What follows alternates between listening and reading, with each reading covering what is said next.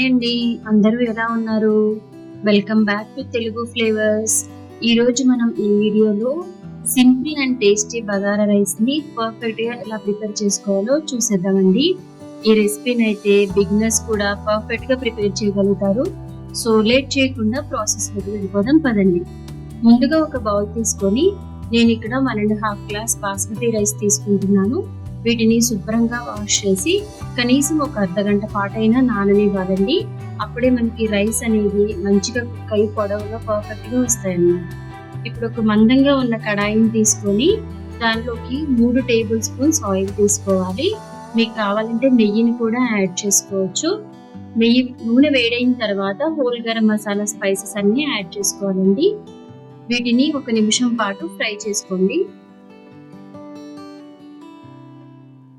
ఇప్పుడు ఇందులో సన్నగా కట్ చేసుకున్నటువంటి ఆనియన్స్ ని పచ్చిమిర్చిని వేసుకోవాలి.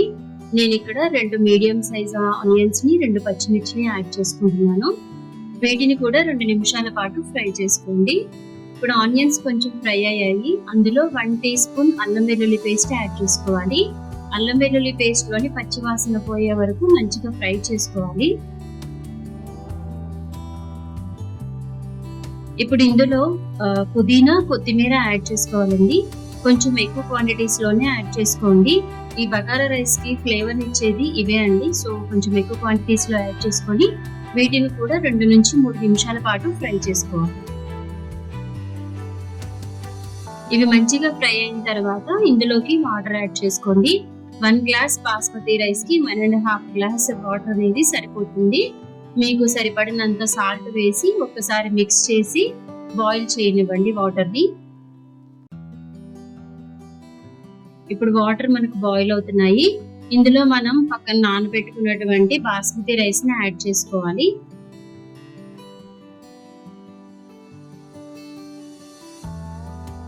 రైస్ ని ఒకసారి మొత్తం కలిపి మంటని మీడియం ఫ్లేమ్ లో పెట్టుకొని మూత పెట్టి కుక్ చేసుకోవాలి. రైస్ మనకి ఇలా దగ్గరగా వచ్చిన తర్వాత మంటని లో ఫ్లేమ్ లో పెట్టుకొని మూత పెట్టి కుక్ చేసుకోవాలి. అంతే అండి, simple and tasty bagara rice ready అయిపోయింది. Thank you for watching my video. ఇలాంటి మరిన్ని వీడియోస్ కోసం నా ఛానల్ ని సబ్స్క్రైబ్ చేసుకోండి.